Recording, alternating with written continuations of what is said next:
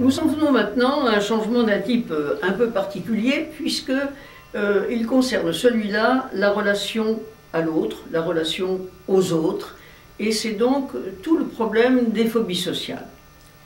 Phobie sociale, le terme fait parfois peur, compte tenu de ce qu'il comporte de menaces d'exclusion dans une société qui prône le tout communication.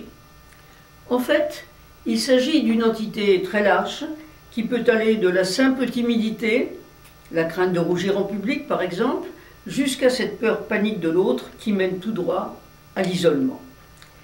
Les phobies sociales offrent surtout ceci de particulier qu'elles sont à la fois des phobies comme les autres, mais des phobies pas comme les autres. Phobies comme les autres dans la mesure où on y trouve, comme dans toutes les phobies, un terrain d'attente anxieuse, la dramatisation exagérée d'une situation perçue comme banale par la plupart des individus, un état de panique en présence de cette situation, et surtout, pour finir, l'impossibilité d'aborder cette situation, ce qu'on appelle l'évitement. L'évitement étant en fin de compte le symptôme déterminant qui permet de différencier la phobie de la peur ordinaire. Mais aussi phobie pas comme les autres, tout simplement parce que les autres ne constituent pas un objet phobique comme les autres. Dans la plupart des phobies, l'objet phobique, même s'il conserve un certain degré d'imprévisibilité, comme c'est le cas pour un animal ou un voyage en avion, reste tout de même contenu à l'intérieur d'un certain type de probabilité.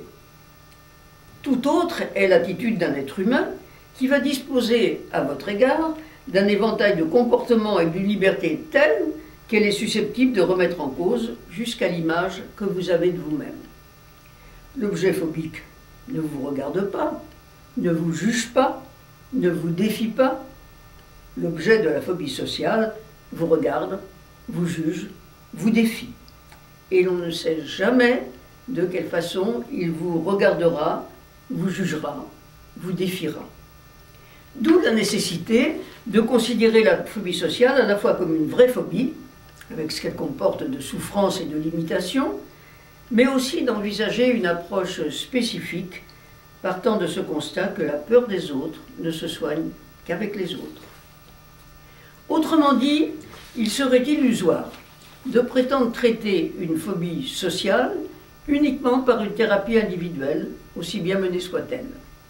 Il va falloir tenir compte de la mouvance et de la diversité des cibles, mais surtout des incessantes interactions entre le phobique et ses objets, et encore plus du fait que ces interactions ont plus à voir avec un jeu d'images qu'avec des confrontations réelles.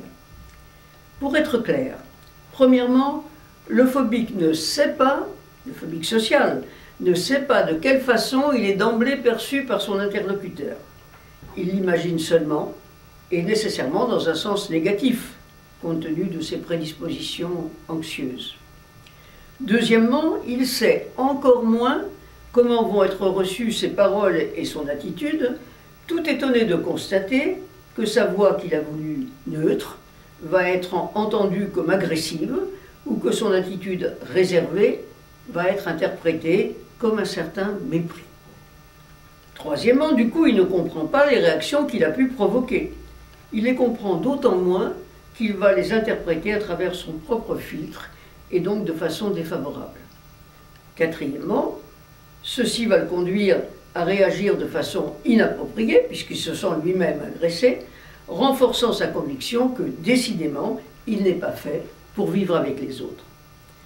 Encore sommes-nous restés là sur un plan conscient, alors que nous savons comment le jeu des images et des identifications peut venir compliquer les relations interpersonnelles apparemment les plus codifiées. C'est ainsi qu'interviennent les groupes de parole.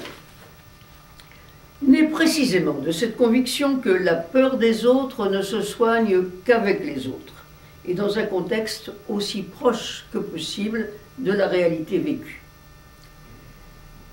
La méthode des groupes de parole est inspirée du psychodrame de Moreno, tel qu'il a été popularisé en France par Anne Schutzenberger. Le groupe de parole va se dérouler en 3 étapes.